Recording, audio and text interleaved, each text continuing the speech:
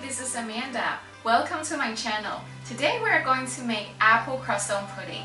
If you have some old and stale bread at home, don't throw them away because this is the best dessert that you can make with stale croissant.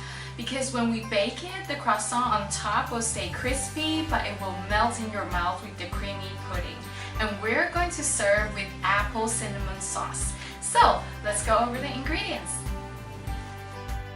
Please visit foodbyamanda.com for more recipes. We're going to start by peeling the apple and dice it into small cubes. Set it aside when it's done. In a small skillet, I'm going to melt the butter over medium heat.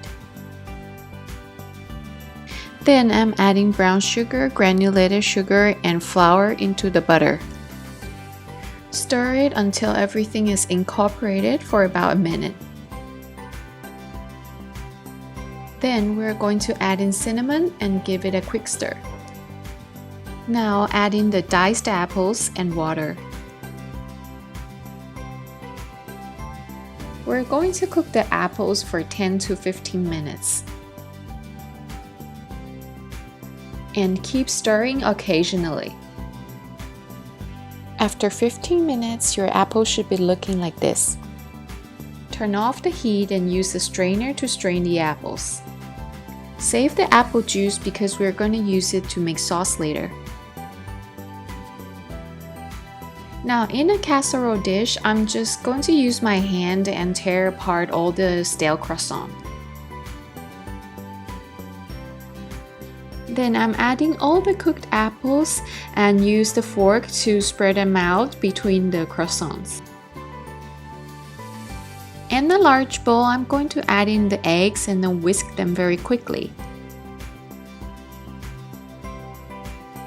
Then I'm adding milk, butter, vanilla, sugar, cinnamon, and rum.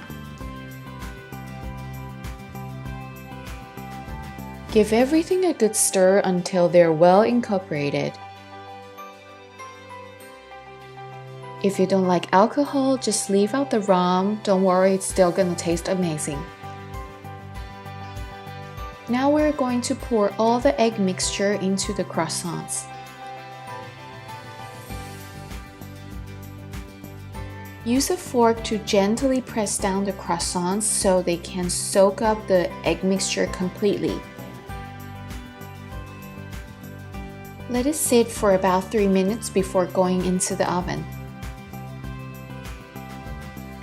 We're going to bake this at 190 degrees for about 40 minutes. If the croissants are getting too much color, simply cover with aluminum foil. Meanwhile, we're going to make the apple cinnamon sauce.